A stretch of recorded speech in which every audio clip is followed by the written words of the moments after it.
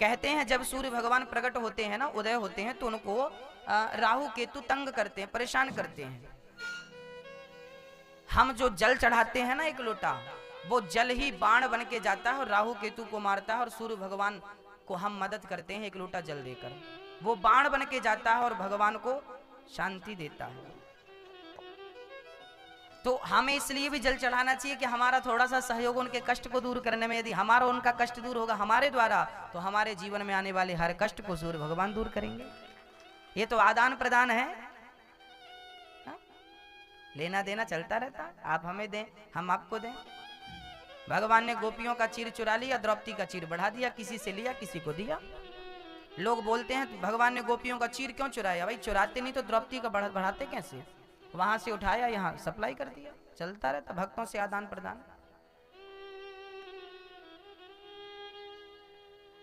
हर चीज को समझना पड़ेगा। आजकल के नौजवान बच्चों से हम कहा करते हैं बेटा तिलक लगाया करो माथे पे, चोटी रखना चाहिए, ये देखो शिखा, ये शिखा होनी चाहिए, थोड़ा खींचा करो इसको। अरे महाराज जी आप क्या बता रहे हैं, 21वीं सदी है सब।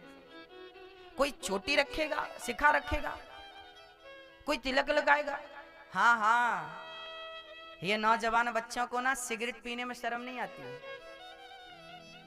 तिलक लगाने में शर्म आती है।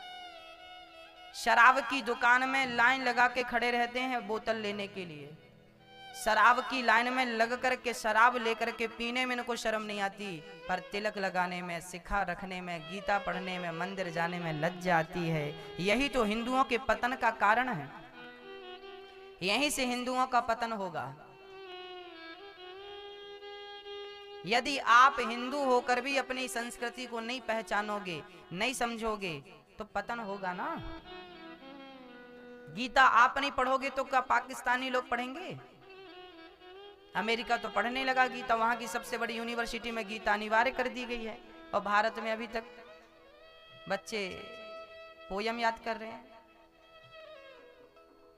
भक्तों,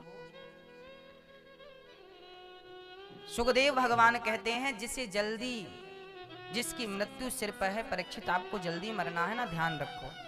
आपको क्या क्या याद करना है वो जरा समझो।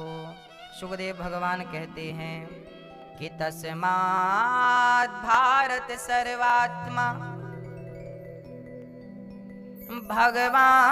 भगवान ईश्वरो हरि श्रोतव्यः कीर्तितव्यश्च स्मर्तव्यश्चेच्छिता भयम्। क्या करना है? तस्मात् भारत सर्वात्मा, सबसे पहले अपनी थिंकिंग बदलनी है, अपनी सोच बदलनी है। सोच कैसी? सोच कैसे बदली जाए मैं बदल के बताता हूं। ये क्या है मेरी माँ? बताओ। रुमाल।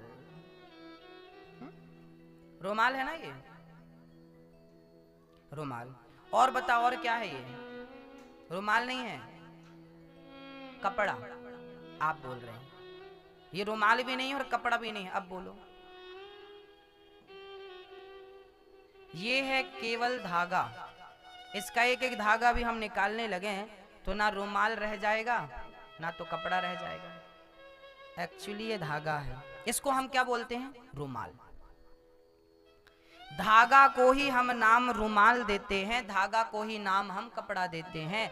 ऐसे ही जैसे आप धागा को रुमाल और कपड़ा कहते हैं, ऐसे ही भगवान ही स्त्री है, भगवान ही पुरुष है, भगवान ही पक्षी है, भगवान ही पशु है, भगवान ही हर रूप में है। हरि व्यापक सर्वत्र समाना, सर्वम खलविदम ब्रह्मा, सब में वही है। परंतु जैसे धागे को हम कपड़ा कहते हैं, ऐसे भगवान के रूपों को ही हम स्त्री और पुरुष और संसार का नाम दे देते हैं। ये संसार है, संसार जैसा कुछ नहीं होता, सब में ईश्वर ही बसा है, उसके सिवा कुछ नहीं है। ये हमें थिंकिंग बदलनी होगी। हमें स्त्री नजर ना आए, हमें स्त्री के रूप में ईश्वर नजर आए। हमें पुरुष नजर ना आए, हमें पुरुष के रूप में ईश्वर नजर आए। हमें चींटी नजर ना आए, हमें चींटी के रूप में कृष्ण नजर आए। जब सब जगह भगवान देखने लगोगे तो बताइए फिर आपको मंदिर जाने की जरूरत पड़ेगी?